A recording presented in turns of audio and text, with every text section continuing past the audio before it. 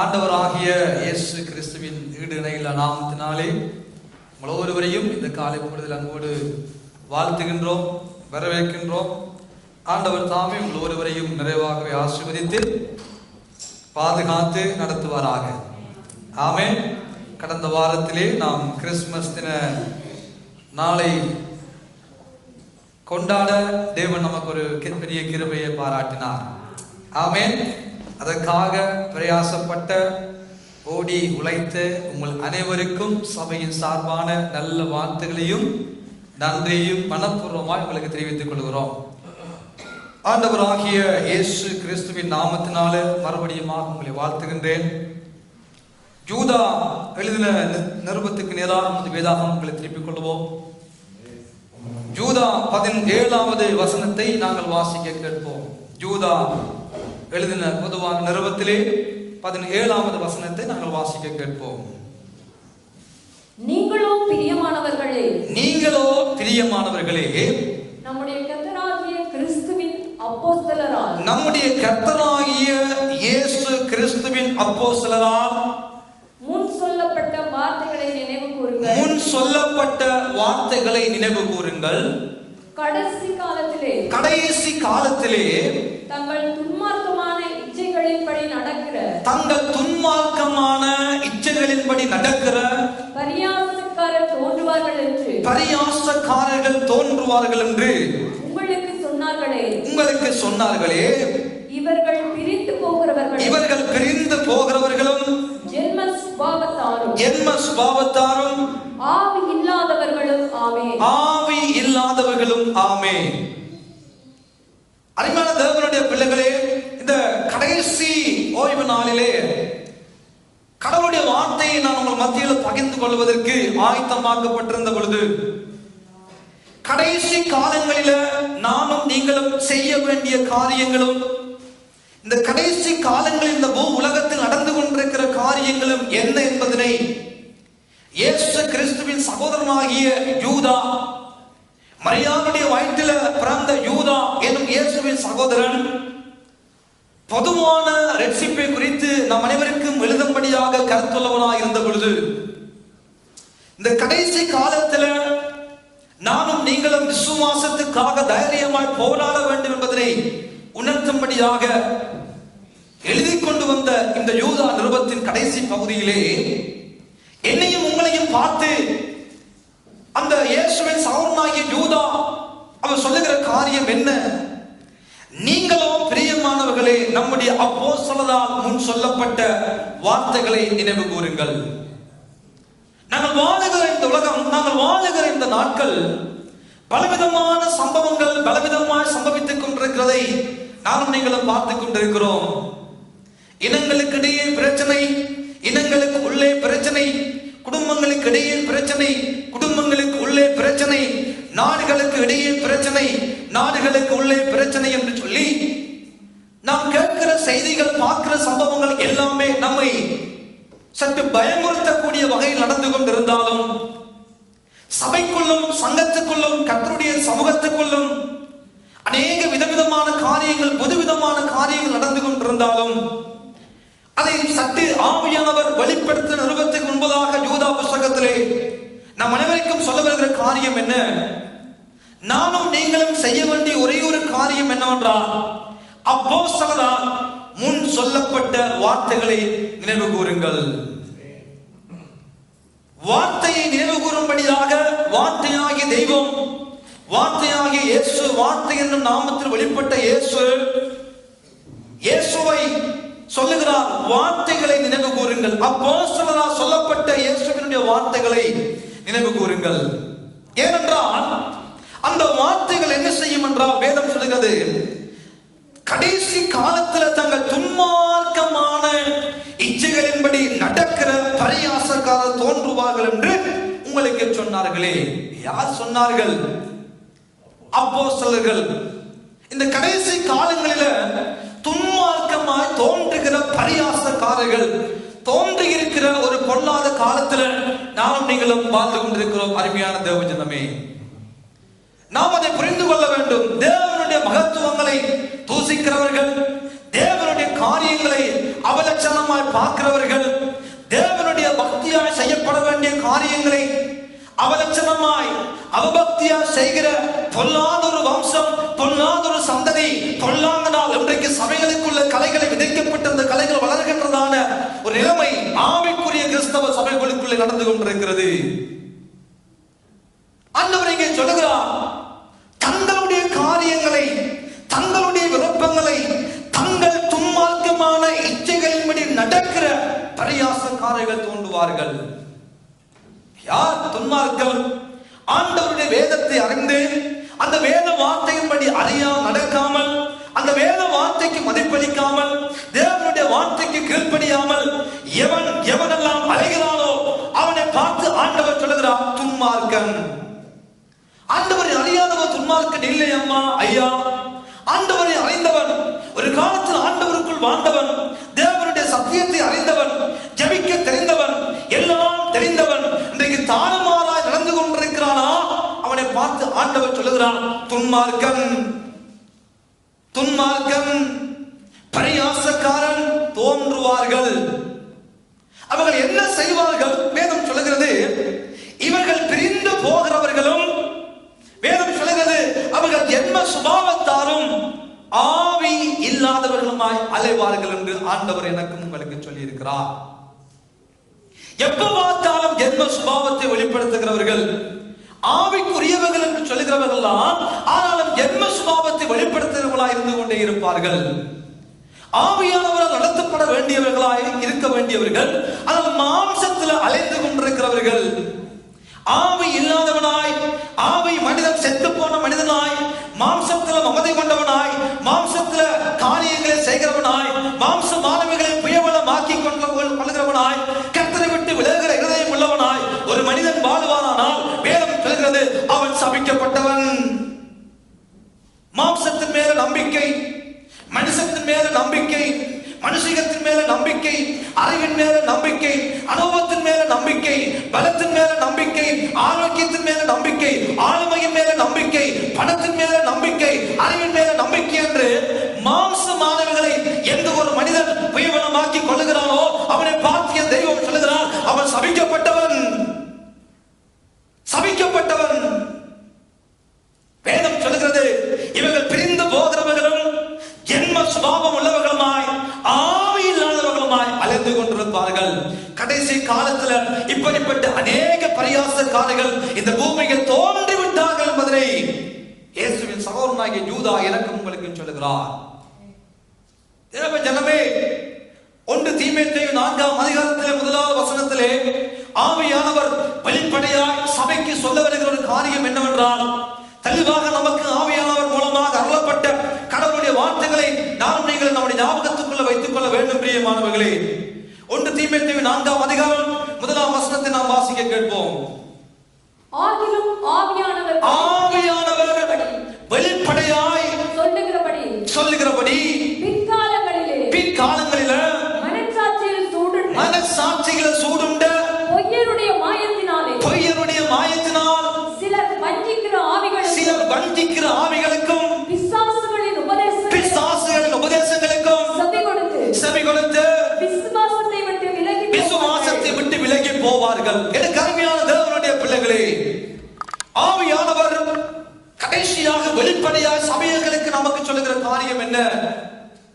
அநேக பொய்யர்கள் உருவாகுவார்கள், அநேக வஞ்சகர்கள் உருவாகுவார்கள். பொய்யான போலி வேஷங்களை போட்டுக்கொண்டு, பொய்யான உபதேசங்களை பரப்பிக்கொண்டு, பொய்யான தரிசனங்களை சொல்லிக்கொண்டு, பொய்யான தீர்க்கதரிசனங்களை சொல்லிக்கொண்டு அநேக வஞ்சிக்கிற பொல்லாத பரியாசக்காரம் என்னும் ஒரு கூட்டம், இங்கே வஞ்சிக்கிறது கூட்டம் இன்றைக்கு சபைகளையும் விசுவாசிகளையும் விட்டுவிடவில்லை,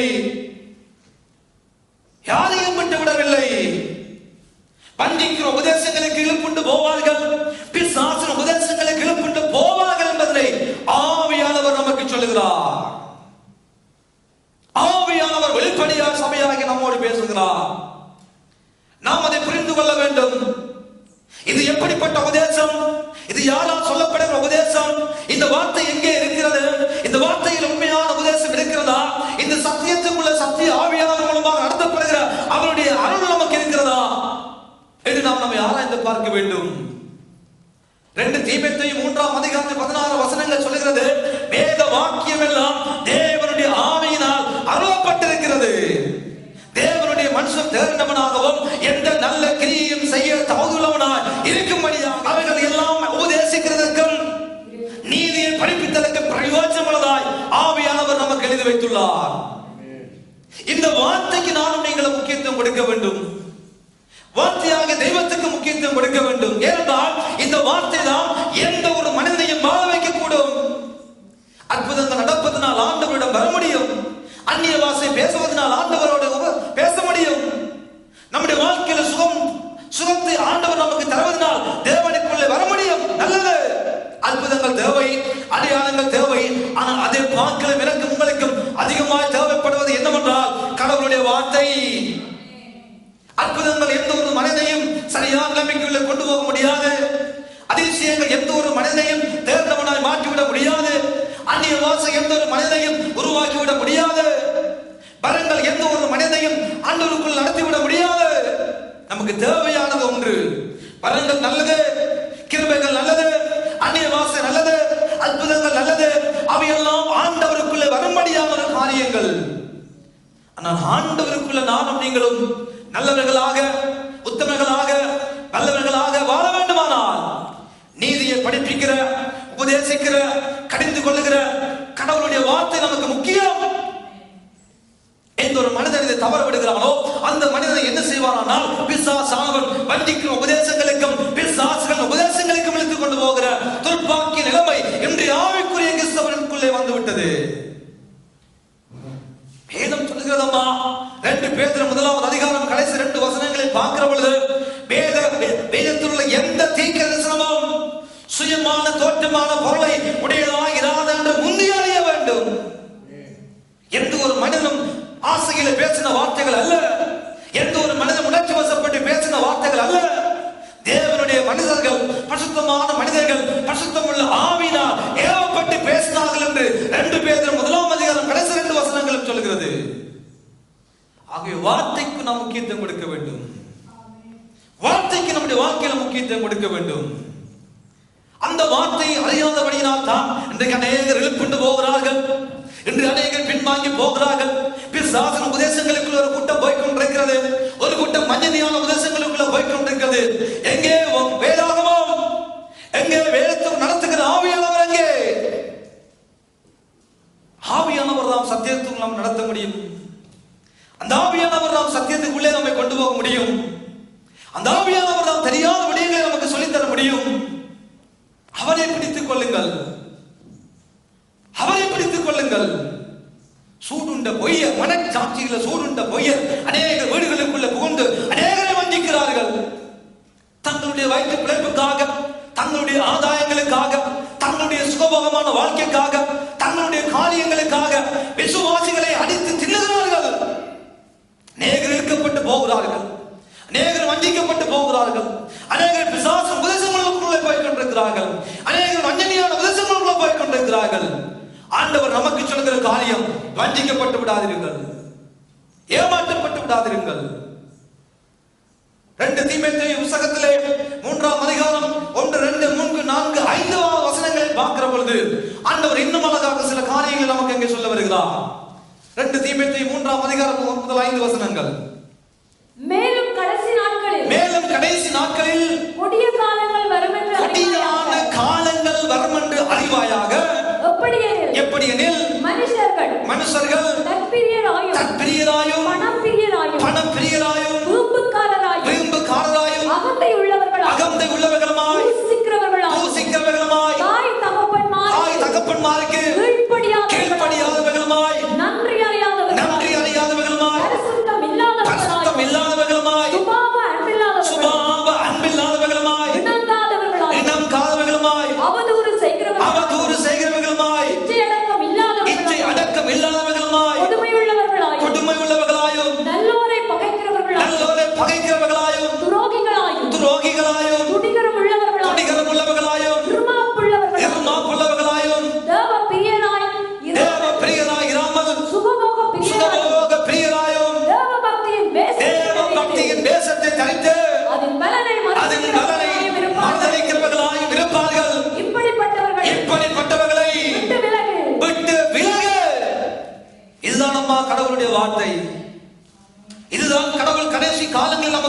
காரியம் 2024ஆம் ஆண்டு கடைசி ஓய்வு நாளிலே வந்து தேவ சமூகத்தில் நிற்கிற உங்களையும் என்னையும் பார்த்து ஆண்டவர் சொல்கிறார், தேவ பக்தியின் தேசத்தை தெரிந்து கொண்டவர்களாய் அதனுடைய பலனை மறுதளிக்கிற பொல்லாதவர்கள் பெருகிவிட்டார்கள். இவர்களை விட்டு விலகு. பக்கத்தில் இருக்கிற ஆட்களை பார்த்து சொல்லுங்க, ஆண்டவர் எனக்கு உனக்கு சொல்லுகிறார், விட்டு விலகு, விட்டு விலகு. தாய் தகப்பன்மாருக்கு கீழ்ப்படியாதவர்களாய் தங்கள் இச்சையின்படி வாழ்ந்து கொண்டு தங்கள் சுகபோகமான காரியங்களை நிறைவேற்றிக் கொள்ள துணிகரமாய் பாவத்துக்குள்ள வாழ்ந்து கொண்டிருக்கிறோடு உனக்கு சகவாசம் வேண்டாம்.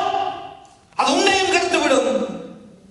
வாழ்வனே, கவனமாயிருங்கள். உங்கள் வாழ்க்கை ஆண்டவருக்கு ஒப்புக் கொடுங்கள்.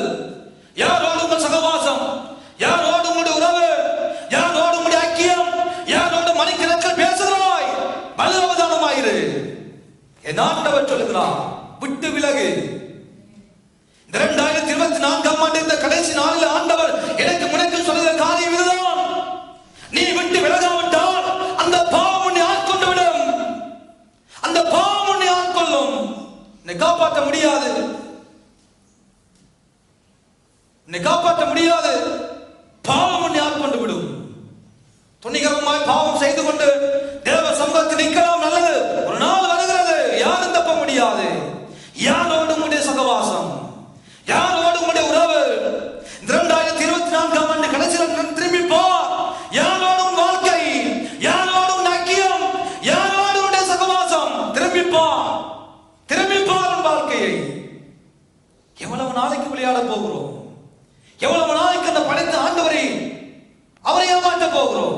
காலம் இனி செல்லாது, காலம் இனி செல்லாது. கண்களை திறந்து நடக்கிற காரியங்களை திரும்பி பாருங்கள். சற்று உங்கள் கண்களை திறந்து பாருங்கள். என் ஆண்டவருடைய வருகை சீக்கிரம், என் ஆண்டவர் சீக்கிரமாய் வருகிறார். அதை எதிர்கொண்டு போல ஆயத்தப்படுவோம். யாரோடு நம்முடைய ஐக்கியம்? விட்டு விலகு. அது எவனாயிருக்கட்டும், விட்டு விலகு. என் ஆண்டவர் நடக்கிற காரியங்களை வீட்டில் சென்று திரும்பி பாருங்கள். தெய்வம் பேசுகிற காரியங்களை திரும்பி போய் பாருங்கள். ஆண்டவரே, நான் என்ன செய்ய வேண்டும்? என் உறவு, நான் வைத்திருக்கிற மனிதர்கள் உறவு எப்படிப்பட்டவர்களாக இருக்கிறார்கள்? எப்படிப்பட்டவனா நான் சகவாசம் வைத்துக் கொண்டிருக்கிறேன்? ஒன்றின் பின் ஒன்றாக என் ஆண்டவர் நமக்கு எழுதி வைத்து விட்டார். கடைசி காலங்களில் தேவ பக்தியின் தேசத்தை தெரிந்து கொண்டவர்களாய் அதனுடைய பலனை மறுதளிக்கிற பொல்லாதவர்கள் பெருகிவிட்டார்கள். அம்மா, பெருகிவிட்டார்கள். ஐயா, திரும்பி பாருங்கள். சற்று திரும்பி பாருங்கள். வஞ்சிக்கப்படாதிருங்கள், ஏமாற்றப்படாதிருங்கள். ஆவி இல்லாத மனிதனுக்குள்ள இருக்கிற காரியங்கள் இவைகள். ஆவி இல்லாத மனிதன் இதை செய்து கொண்டிருப்பான். என் ஆண்டவருடைய வார்த்தைக்கு கீழ்ப்படிய பழகிக் கொள்வோம். தேவ வார்த்தைக்கு நம்முடைய சத்தத்தை, நம்முடைய வாழ்க்கையை அர்ப்பணிக்க பழகிக் கொள்வோம்.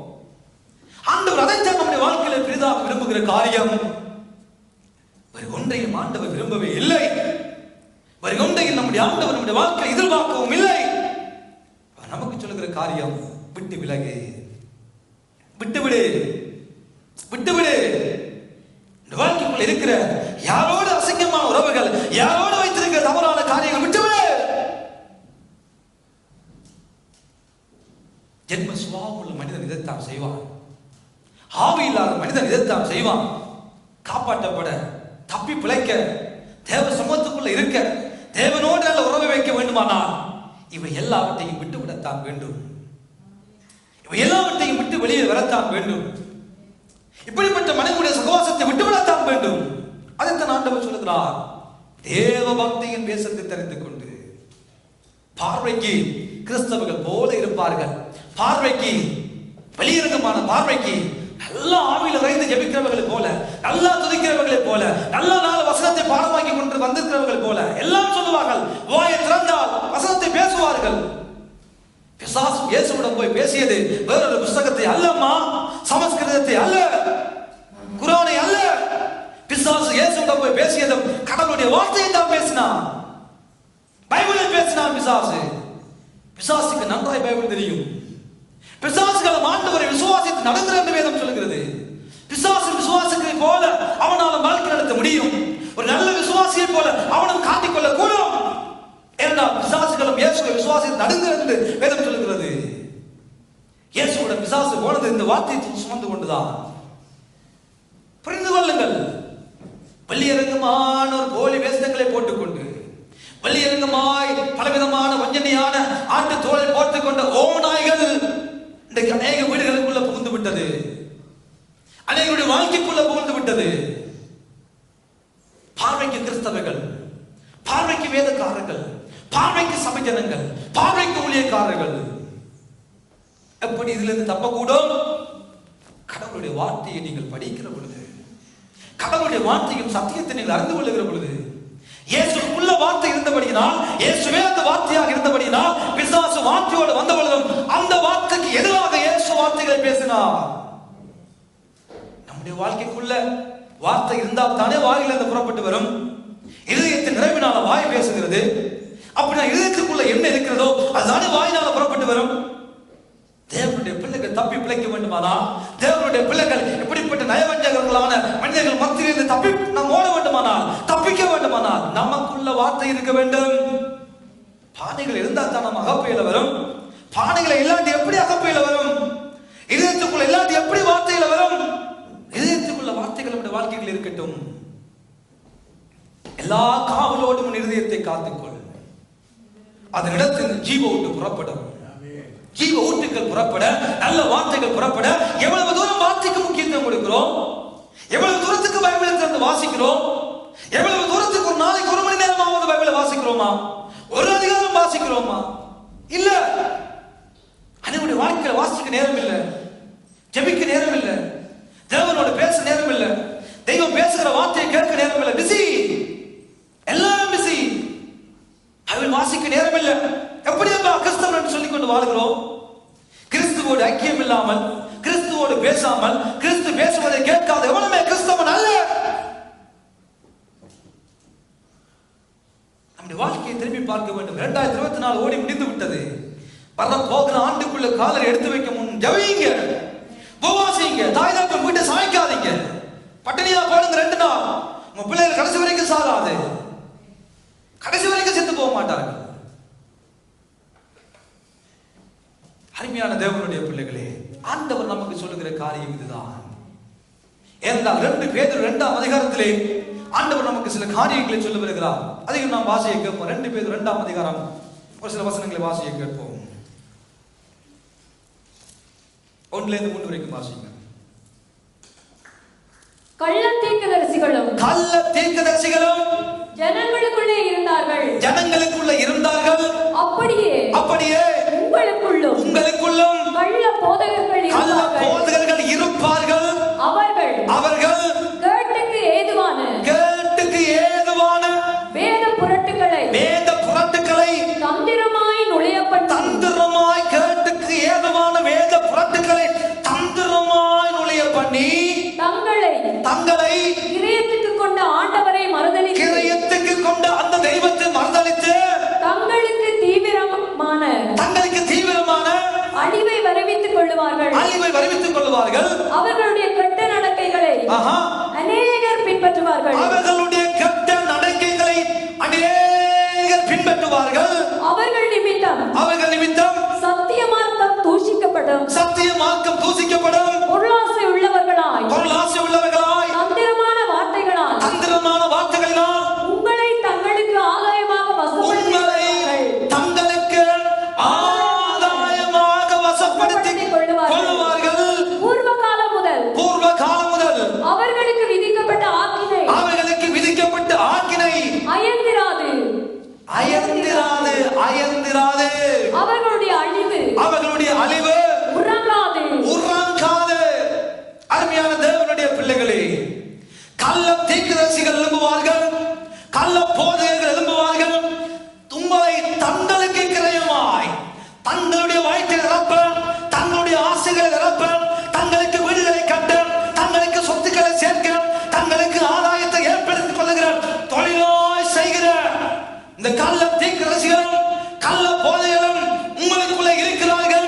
உங்கள் வீடுகளுக்குள்ளே வருவார்கள், உங்களை தேடி வருவார்கள், உங்களை தங்களுக்கு ஆதாயமாய் பயன்படுத்திக் கொள்ள. தேவ ஜனமே, கெட்டு போகிற உபதேசங்களை தந்திரமாய் உங்கள் காதுகளுக்குள்ளே அனுப்பி, உங்களை குறித்து, உங்களை மேன்மைப்படுத்தி, உங்களை உயர்த்தி, உங்களை புகழ்ந்து, உங்களை பெருமையாய் பேசி, உங்களை வாங்கிக் கொள்ளும்படியாக அநேக கள்ளர்கள் வருவார்கள், அநேக கள்ள தீர்க்கதரிசிகள் தீர்க்கதரிசனம் சொல்ல வருவார்கள்.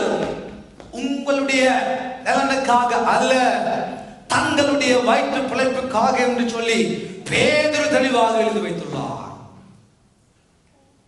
பேதுரு எழுதி வைத்துள்ளார்.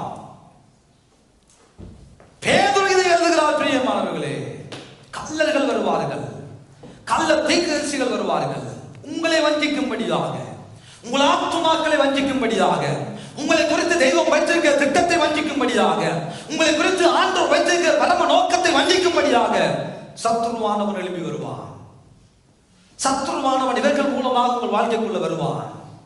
உங்களை வஞ்சிக்க, தேவ திட்டத்தில் இருந்து உங்களை வெளியே கொண்டு போக, தேவனுடைய சம்பூர்ணமான விருப்பத்தில் இருந்து உங்களை வெளியே கொண்டு போக இவர்கள் தான் வருவார்கள். தங்களுடைய ஆதாயத்துக்காக உங்களை பயன்படுத்த. இதே தேசத்திலே, இதே இந்த திருச்சபை ஆரம்பிக்கப்பட்ட நாட்களில் ஒரு நேரம் உணவோடு வாழ்ந்த காலங்கள் உண்டு. எத்தனையோ நாட்கள் ஒரு நேரம் உணவோடு வாழ்ந்த காலங்கள் உண்டு. தாழ்மையா சொல்லக்கூடும், ஆண்டவர் கைவிடவில்லை. என் தெய்வம் பெரியவர், என் ஆண்டவர் உயர்ந்தவர், என் ஆண்டவர் உன்னதமானவர். உங்களை எனக்கு ஆதாயப்படுத்திக் கொள்ளும் முகமாக நான் அழைக்கப்படவில்லை. உங்களை என்னுடைய குடும்ப தேவைக்காக, என் நலனுக்காக, என் ஆசைகள் நிறைவேற்ற, என் விருப்பங்கள் நிறைவேற்ற ஒருவரை நான் ஒன்று வரை கூட பயன்படுத்தாதபடி வாழ கர்த்தர் எனக்கு கிருபை செய்தார். தேவை ஒன்றே ஒன்று, தெய்வத்தோடு உங்களை இணைத்து விட வேண்டும். தேவை ஒன்றே ஒன்று, ஆண்டவருக்குள்ள நீங்கள் வாழ வேண்டும். தேவை ஒன்றே ஒன்று, என் பிள்ளைகள் வலதுபுறம் இடதுபுறம் சாய்ந்து விடாதபடி சத்தியத்துக்குள்ள வாழட்டும். அந்த ஒரு விருப்பத்துக்காக ஓடிக்கொண்டிருக்கிறோம் அம்மா, அந்த ஒரு நோக்கத்துக்காக ஓடிக்கொண்டிருக்கிறோம். இன்னும் ஓட கர்த்தர் கிருபையை தருவாராக. அந்த திறந்த புத்தகமாய் தேவ சமூகத்துக்குள்ள வாழும்படியாய் ஆண்டவர் எனக்கு ஒரு கிருபையை பாராட்டினார். அதற்கு என் சபை பிள்ளைகள் சாட்சி. நான் தைரியமாய் சொல்லக்கூடும், அழைத்தவர் உண்மை உள்ளவர், அழைத்தவர் பெரியவர், அபிஷேகித்தவர் பெரியவர். என் ஆண்டவர் சர்வ வல்லமையுள்ள தெய்வம். என் ஆண்டவர் யெகோவா யைரே, அவர் எல்லாம் பார்த்துக் கொள்வார். எல்லாம் பார்த்துக் கொள்கிறவர் என்னோடு இருக்கிற பொழுது ஏனம்மா நான் உங்களை பார்க்க வேண்டும், ஏனையா உங்களை பார்க்க வேண்டும், ஏன் உங்களை திருப்திப்படுத்தும்படியாக ஓட வேண்டும்? அது அல்ல ஊழியம், அது அல்ல ஊழியம். என்னோடு சேர்ப்பது அல்லம்மா ஊழியம். எங்களோடு ஐக்கியத்தை வைக்கும்படியாக ஓடி உருவாடி கடவுளுடைய வார்த்தை உங்களுக்கு ஏற்ற விதத்துல, உங்களுக்கு ஏற்ற விதத்துல, நல்ல விதத்துல கொண்டு வந்து சேர்த்து உங்களை என்னோடு சேர்ப்பது அல்ல ஊழியம். நீங்கள் ஆண்டவரோடு சேர்க்கப்பட வேண்டும். நீங்கள் ஆண்ட தெய்வத்தோடு இணைக்கப்பட வேண்டும். இன்று இருக்கிற நாம் நாளை இல்லாமல் போய்விடலாம். நாம் அழிந்து போகலாம், வானம் அழிந்து போகலாம், பூமி அழிந்து போகலாம். அழியாத தேவனுடைய நித்திய வார்த்தை அழியாது. வானம் பூமி ஒளிந்து போகும், வார்த்தை ஒளியாது. ஒளியாத வார்த்தையாகி தெய்வம் எனும் இயேசு உங்கள் வாழ்க்கைக்குள்ள வரட்டும். அவரோடு உங்கள் சகவாசம் இருக்கட்டும், அவரோடு உங்கள் ஐக்கியம் இருக்கட்டும். நாங்கள் வாழுகிற உலகம் அப்படிப்பட்ட உலகம். பல கள்ளர்கள், பல தீர்க்கர்கள் எழுப்பி அநேக வாலிபர்களை வஞ்சித்துக் கொண்டிருக்கிறார்கள். அநேக குடும்பங்களுக்குள்ள புகுந்து அநேக குடும்பங்களை சூறையாடி கொண்டிருக்கிறார்கள். அநேகருடைய வாழ்க்கைக்குள்ள புகுந்து பொய்யான தீர்க்க தரிசனங்கள், பொய்யான தரிசனங்களை சொல்லி சொல்லி சொல்லி ஏமாற்றிக் கொண்டிருக்கிறார்கள். உங்களுக்கு நான் சொல்லுகிற ஒரே ஒரு வசனம், அவர்களுக்குள்ள இருக்கிற அதே ஆவியானவர் தான் உங்களுக்குள்ளும் இருக்கிறார். அவர்களிடம் இருக்கிற அதே பரிசுத்த வேதாகமம் தான் உங்கள் கைகளிலும் உண்டு. அவன் நாம் என்ன செய்ய வேண்டும்?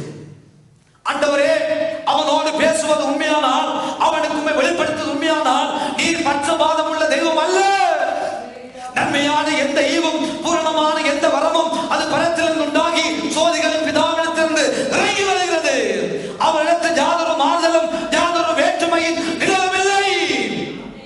வேற்றுமை இல்லாத தெய்வம் நம்மோடு இருக்கிற பொழுது ஏனம்மா தலையை கொண்டே கொடுத்து வாழ்கிற மனிதன் எல்லாரும் என்ன ஆண்டவர் சொல்லுகிறார், நான் என்ன செய்ய வேண்டும், நான் எங்க போக வேண்டும், நான் என்ன ஊழியம் செய்ய வேண்டும், நான் எங்க போகணும், ஏன் கேட்டுக்கொண்டிருக்கிறோம்?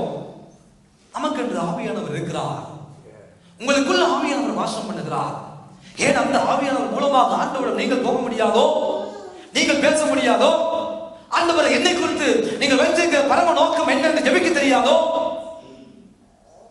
வரங்களில் வித்தியாசங்கள் உண்டு, தாளாந்துகளில் வித்தியாசங்கள் உண்டு, கிரியைகளில் வித்தியாசங்கள் உண்டு, அழைப்பில வித்தியாசங்கள் உண்டு.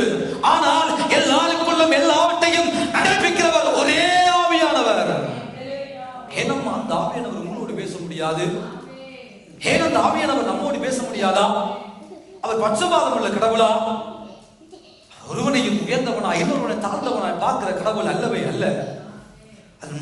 மனக்கங்கள் இருக்கட்டும்.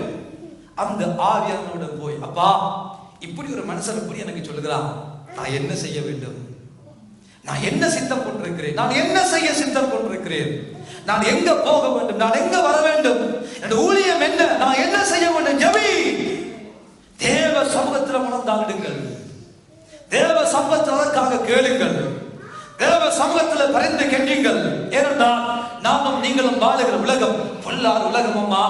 ஜென்ம சுபாவமுள்ள மனுஷன் வாழுகிற உலகம், ஆவி இல்லாதவன் வாழுகிற உலகம், அன்பில்லாதவன் வாழுகிற உலகம், பொய்யான உபதேசங்களை விதைக்கிற உலகம், கள்ள தீர்க்கதரிசிகளை சொல்லுகிற உலகம், கள்ள போதனைகளை கொண்டு வருகிற உலகம்.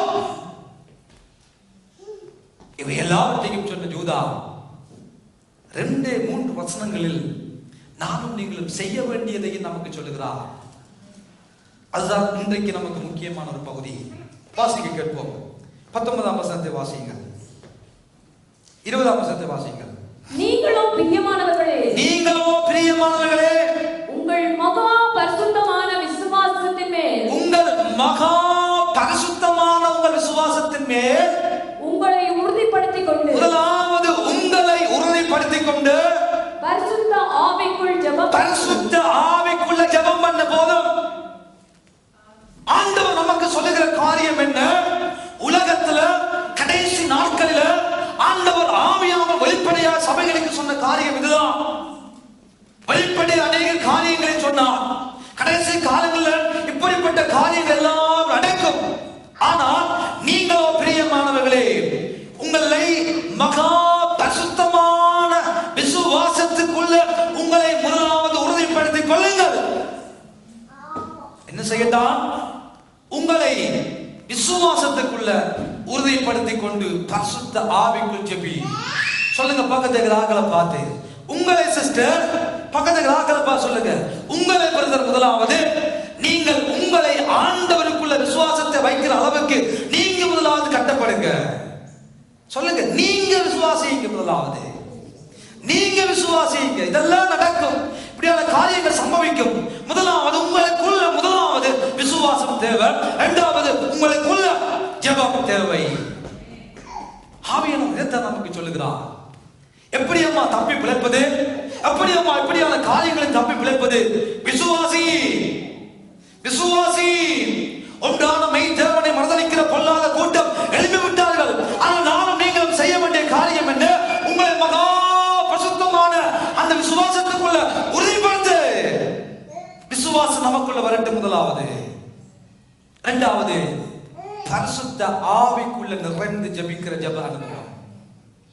எத்தனை பேர் அப்படிப்பட்ட அனுபவத்துக்குள்ள வாழ்றீங்களோ எனக்கு தெரியல. எப்படிப்பட்ட பேருடைய ஜெப வாழ்க்கைக்குள்ள அந்த பரிசுத்த ஆவிக்குள்ள நிறைந்து வாழுகிற ஜெபிக்கிற ஜெபம், துதிக்கிற துதி, ஆராதிக்கிற ஆராதனை உங்கள் வாழ்க்கையில் இருக்குதான்னு எனக்கு தெரியவில்லை. உங்களை நீங்கள் யோசித்து பாருங்கள். சடங்காச்சாரமான ஜெபங்கள் ஆண்டவருக்கு பிரியமில்லை. பரமண்டல் இருக்கிற ஜெபத்தை மாத்திரம் ஒரு நாள் சொல்லி போட்டு போய் படுக்காதீங்க. ஆவியானுடைய அனுபவத்துக்குள்ள போங்க. ஆவிக்குள்ள நிறைந்து ஜெபிக்க உங்கள் வாழ்க்கைக்குள்ள பிரயாசப்படுங்க. வாலிபர்கள் அந்த அனுபவத்துக்குள்ள போங்க. உங்களை அறியாமல் ஆண்டவருடைய அனுபவத்துக்குள்ள போங்க. ஆண்டவரே, என் வாழ்க்கைக்குள்ள வாங்கப்பா, நான் பரிசுத்த ஆவிக்குள்ள நிறைய வேண்டும். அந்த நிறைவை நான் பெற்றுக்கொள்ள வேண்டும். அந்த நிறைவை நான் அனுபவிக்க வேண்டும். அந்த வாஞ்சி நமக்குள்ள வர வேண்டும். அதற்காக உபவாசிக்க குடும்பம் உபவாசிங்க. பரிசுத்த ஆவியானவருக்குள்ள நான் ஜெபிக்கிற ஜெப அனுபவம். சும்மா மாம்சத்துல போய் 4 விண்ணப்பம், 2 பாட்டு, 3 ஜெப விண்ணப்பம், அதெல்லாம் மாம்சத்துல ஆறு ஜெபிக்கலாம். ஆனா பரிசுத்த ஆவிக்குள்ள நிறைந்து ஜெபிக்கிற ஜெப அனுபவம் ஆவிக்குரியவர்களாகிய எனக்கும் உங்களுக்கும் அதிகமாய் தேவை. அதுதான் நம்ம வித்தியாசம். அந்த ஜெபம் வித்தியாசமாக இருக்கும். அது நேரத்தை பார்க்காது. பசியை நமக்கு தெரியாது. அடுத்த காரியம் என்ன செய்ய வேண்டும் என்ற உணர்வே நமக்கு வராது. அதற்குள்ள போயிட்டா பல மணி நேரங்கள் உங்களுடைய ஜெபம் 5 நிமிடம் போல இருக்கும். நீங்கள் பல மணி நேரம் ஆண்டவருடைய ஜெப ஆண்டவரோடு ஐக்கியப்படுவீர்கள். வெளியில வருகிற பொழுது எல்லா பாரங்களும் நீங்கி இலகுவாய் நடப்பது போல ஒரு அனுபவம். உங்கள் சுமைகள் இறக்கப்பட்டது போல ஒரு அனுபவம். அந்த ஆவிக்குள் நிறைகிற பொழுது நேரம் தெரியாது, நம்முடைய உணர்வுகள் வேலை செய்யாது, அடுத்த கட்டம் என்ன நம்ம செய்ய வேண்டும் என்ற ஒரு சிந்தனையும் இருக்காது. அந்த ஆவிக்குள்ள நிறைகிற அனுபவத்தை எந்த ஒரு மனிதன் பெற்றுக்கொள்கிறானோ அந்த ஒரு மனிதனுடைய முகத்தை நாம் கண்டுகொள்ளக்கூடும் இந்த மனிதன் எப்படி என்று சொல்லி. ஆவியின் நிறைவுக்குள்ள ஜெபிக்க நம்மை பழகிக் கொள்ளுங்க. கதவை போட்டுங்க, தேவனோடு பேசுங்க. நீங்கள் ஆவியில் நிறைந்து ஆராதிக்க பழகிக் கொள்ளுங்க. யாரும் உங்களை பார்க்க மாட்டார்கள். ஒரு அப்பா பிள்ளையோடு இருக்கிற உறவு போல ஆண்டவரே அப்பா என்று சொல்லி தேவ சமூகத்தில் கெஞ்சுங்க. அவர் நமக்கு உதவி செய்வார். அவர் உங்களை தேடி கடந்து வருவார். ஒரு கொன்னலையும் ஜெபம் தேவ தூதனை வீட்டுக்குள்ள கொண்டு வந்தது. அம்மா தேவ ஊழியக்காரனை வீட்டுக்குள்ள கொண்டு வந்தது. பரிசுத்த ஆவியானவரை வீட்டுக்குள்ள கொண்டு வந்தது. ஏன் உங்களால் அந்த அனுபவத்தை பெற்றுக் கொள்ளக் கூடாது? ஏன் உங்களால் அந்த ஆவிக்குரிய நிறைவை பெற்றுக் கொள்ளக் கூடாது? 2007ஆம் ஆண்டு 2ஆம் மாசம் 28ஆம் தேதி இந்த நிறைவுக்குள்ள நாம் போகும்படியாக கர்த்தர் ஒரு பெரிய கிருபையை பாராட்டினார். அது ஒரு அபரிதமான அற்புதம். வார்த்தையை நான் சொல்ல முடியாத அனுபவம், இயற்கைக்கு அப்பாற்பட்ட ஒரு அனுபவம். அதைத்தான் யூதா இந்த இடத்தில் சொல்ல வருகிறார். உங்களை விசுவாசத்துக்குள் உறுதிப்படுத்திக் கொண்டவர்களாய் பரிசுத்த ஆவிக்குள் ஜெபி. சும்மா ஜெப வாழ்க்கை நிப்பாட்டி போட்டு ஆண்டவருடன் ஜெபிங்க. ஆண்டவரே அதற்காக நான் ஜெபம் பண்ணினேன், இதற்காக ஜெபம் பண்ணினேன், படிப்புக்கு, வேலைக்கு, பணத்துக்கு, இந்த உலக பிரகாரமான ஆசீர்வாதங்களுக்கு நான் பல மணி நேரங்களை செலவழித்தேனப்பா. ஆனா எனக்கு வேண்டும் ஆண்டவரே உமக்குள்ள நிறைந்து ஜெபிக்கிற ஜெப அனுபவம். எத்தனை பேர் இந்த ஆண்டு அதை கேட்கிறீங்களோ ஆண்டவர் அடுத்த ஆண்டு உங்களை அப்படிப்பட்ட அனுபவத்துக்குள்ள அவங்களை நடத்துவார் பிரியமானவர்களே. ஏப்ரல் மாசம் நாம் கூட்டங்கள் நடத்துகிற 3 நாட்கள் உபவாச கூட்டம். இந்த ஆண்டு கூட ஆண்டவர் அவரது விதமாய் கூட்டங்களை ஆசீர்வதித்தார். வாலிபர்கள் தீர்க்கதரிசனங்களை பேசினீர்கள், வாலிபர்கள் அந்நிய பாஷைகள் நிரப்பினீர்கள். அப்படிப்பட்ட அனுபவம் நமக்கு தேவை. தெய்வம் கிரியை செய்வார், தெய்வம் கடந்து வருவார், தேவன் நமக்குள்ள வாசம் பண்ண கடந்து வருவார். அவருக்கு நம்ம விட்டுக் கொடுக்கிற பொழுது அவர் நம்ம இந்த ஆனந்த பேரானந்தத்திற்கு நம்மை கொண்டு போய் நமக்கு ஈக்கிக்கு அப்பாற்பட்ட அநேக ரகசியங்களை நமக்கு கற்றுக் கொடுத்து அழகாய் நம்மை அவர் நடத்துவார் பிரியமானவர்களே. பரிசுத்த ஆவிக்குள்ள ஜெபிக்கிற ஜெப அனுபவம் தேவை. அது தேவை பிரியமானவர்கள். ஒவ்வொரு தேவனுடைய பிள்ளைகளுக்கும் அது தேவை. வரங்களுக்காக ஜெபிக்கிறோம், ஊழியங்களுக்காக ஜெபிக்கிறோம், அநேக தேவைகளுக்காக ஜெபிக்கிற நானும் நீங்களும் எல்லாவற்றையும் பார்க்கலாம். இந்த தேவையை, இந்த ஜெப குறிப்பை உங்கள் வாழ்க்கையில வைத்து பாருங்கள். உங்கள் வாழ்க்கை மாறும், ஜெப வாழ்க்கை மாறும். ஒரு நாள் கூட உங்களால் ஜெபிக்காமல் இருக்க முடியாது. இந்த நிலைமைக்குள்ளே போய்விட்டீங்களானால் உங்களால் ஜெபிக்காமல் இருக்க முடியாது, வேதம் வாசிக்காமல் இருக்க முடியாது. கர்த்தருடைய ஆவியானவர் அவனமாய் நம்மை நடத்துவார் பிரியமானவர்களே. அதைத்தான் இங்கே ஆண்டவர் நமக்கு சொல்லுகிறார். நீங்களோ பிரியமானவர்களே ஜென்ம சுபாவம் உள்ள மனிதன் வாழ்ந்து கொண்டிருக்கிறான், பிரிந்து போகிற சுபாவம் உள்ள மனிதன் வாழ்ந்து கொண்டிருக்கிறான், ஆவி இல்லாத மனிதன் வாழ்ந்து கொண்டிருக்கிறான். நீ முதலாவது விசுவாசத்துல உறுதிப்படு, இரண்டாவது விசுவாசித்து பரிசுத்த ஆவிக்குள்ள ஜெபி, மூன்றாவது என்ன சொல்லுகிறார் யூதா பாருங்கள் இங்கே. தெய்வத்தினுடைய அன்பிலே உங்களை காத்துக்கொண்டு நித்திய ஜீவனுக்கு ஏதுவாக நம்முடைய கர்த்தராகிய இயேசு கிறிஸ்துவுடைய இரக்கத்தை பெற காத்திருங்கள். ஹல்லேலூயா. விசுவாச வாழ்க்கை நல்லா இருக்கிறது, பரிசுத்த ஆவிக்குள் ஜெபிக்கிற நல்லா இருக்கிறது. மூன்றாவது ஆண்டவர் சொல்லுகிறார் தெய்வத்தினுடைய அன்புல இணைக்கப்பட்ட ஒரு வாழ்க்கை, தேவனை நேசிக்கிற ஒரு வாழ்க்கை, தேவனுடைய வார்த்தைகளில் பிரியமாக இருக்கிற வாழ்க்கை, ஒரு வாழ்க்கை. சங்கீதக்காரன் சொல்லுகிறான் கர்த்தருடைய வேதத்துல பிரியமாயிருந்து அவரை நேசித்து அவருடைய வார்த்தையை நேசித்து இரவும் பகலும் தியானிக்கிற மனுஷன் பாக்கியவான். அவன் செய்வது எல்லாம் வாய்க்கும், அவன் செய்வது எல்லாம் வாய்க்கும். யாரை பார்த்து ஆண்டவர் சொல்லுகிறான்? கடவுளுடைய வேதத்துல பிரியமாயிருந்து அவரை நேசிக்கிற மனுஷன், அவரை விசுவாசிக்கிற மனுஷன், அவருக்குள்ள ஜெபிக்கிற மனிதன், அவருடைய வார்த்தை அளவற்ற வந்தமாய் எல்லாவற்றையும் பார்க்கிறோம் அதிகமாக நேசிக்கிற மனிதன் தேவனுடைய வார்த்தையை வாசிப்பான். எப்பொழுது வாசிப்பான்? இரவும் பகலும் வாசிப்பான். அந்த வாசிக்கிற மனிதன், தியானிக்கிற மனிதனை பார்த்து ஆண்டவர் சொல்கிறார் அவன் செய்வதை எல்லாம் வாய்க்கும். அவன் செய்வது எல்லாம் வாய்க்கும். ஹல்லேலூயா, ஹல்லேலூயா, ஹல்லேலூயா. அவன் செய்வது எல்லாம் வாய்க்கும். கடவுளை அன்பாய் நேசிக்கிறவர், தேவனுடைய அன்பில எந்த ஒரு மனிதன் தன்னை காத்துக் கொள்ளுகிறானோ, தேவனுடைய அன்பில எந்த ஒரு மனிதன் நிலைத்திருக்கிறானோ, தெய்வத்தோடு எந்த ஒரு மனிதன் உறவு வைத்திருக்கிறானோ, அவருக்கு தன் வாழ்க்கைக்கு முக்கியத்துவம் கொடுக்கிறானோ, அந்த மனிதனுடைய வாழ்க்கையை அவர் ஆசீர்வதிப்பார். அந்த மனிதனை கர்த்தர் உயர்த்துவார். அந்த மனிதன் நேர்கால் ஓரமாக நடப்பட்டு தன் காலத்தில் தன் கனியை தருகிற இலைகளால் இருக்கிற மரத்தை போல இருப்பான். ஹல்லேலூயா, ஹல்லேலூயா. இலையுதிராது இருக்கிற மரத்தை போல இருப்பான். அவன் செய்வது எல்லாம் வாய்க்கும். ஹல்லேலூயா. தெய்வத்தினுடைய அன்புல எந்த ஒரு மனிதன் தன்னை காத்துக் கொள்ளுகிறானோ, அந்த ஒரு மனிதனை ஆண்டவர் இவண்ணமாக உயர்த்துவார். இதை சொல்லிக் கொண்டு வந்த இந்த யூதா கடைசியாக ஒரு காரியத்தை சொல்கிறார். நித்திய ஜீவனுக்கு ஏதுவாக நம்முடைய கர்த்தராகிய இயேசு கிறிஸ்துவுடைய இரக்கத்தை பெற காத்திருங்கள். எத்தனையோ காரியங்களுக்காக காத்திருக்கிறோம். இதுவரைக்கும் ஏனம்மா ஓடுகிறோம், இதுவரைக்கும் ஏன் பிரயாசப்படுகிறோம், இதுவரைக்கும் ஏன் ஆண்டவருடைய பிள்ளைகளால் வாழுகிறோம். அந்த நித்திய ஜீவனுக்குள்ள போகும்படியான ஒரு காரியம். நாம் இன்று ஓடுகிற ஓட்டம் எதற்காக? நம்முடைய முடிவு பரலோக ராஜ்யம், நம்முடைய முடிவு அந்த நித்திய வாழ்க்கை, நம்முடைய முடிவு நிரந்தரமான நிலைப்பாறுதல். அதற்குள்ளாக போகவே அல்லவா இவ்வளவு பாடுகள், இவ்வளவு பிரயாசங்கள், இவ்வளவு கஷ்டங்கள். இங்கே யூதா சொல்லுகிறார், அந்த நித்திய ஜீவனுக்கு ஏதுவாக நம்முடைய கர்த்தராகிய இயேசு கிறிஸ்துவுடைய இரக்கத்தை பெற காத்திருங்கள். இரக்கம் நமக்கு தேவை. ஜெபிக்கிறோம், உபவாசிக்கிறோம், தேவனில் அன்பு கூறுகிறோம். இது மூன்றையும் சொன்ன யூதா கடைசியாக நம்மை பார்த்து சொல்கிற காரியம், அவருடைய இரக்கத்தை பெற்றுக் கொள்ளுங்கள். அவருடைய இரக்கம் நம்ம நித்திய ஜீவனுக்கு ஏதுவாக நம்மை கொண்டு போகக்கூடியது. அந்த இரக்கத்தை இழந்து போய் விடாதிருங்கள். அந்த இரக்கத்தை பெற்றுக்கொள்ள வேண்டுமானால் ஆண்டவர் நம்மை பார்த்து சொல்லுகிறார், காத்திருங்கள். அந்த இரக்கத்தை பெற காத்திருங்கள். நித்திய ஜீவனுக்கு ஏதுவாக நம்முடைய கர்த்தராகிய இயேசு கிறிஸ்துவின் மூலமாக நமக்கு கிடைக்க போகிற அந்த நித்திய ஜீவனுக்குள்ள நாம் போவதற்கு அவருடைய மகா இரக்கம் நமக்கு தேவை. அந்த இரக்கத்தை பெற காத்திருங்கள் என்று ஆண்டவர் நமக்கு சொல்லுகிறார்.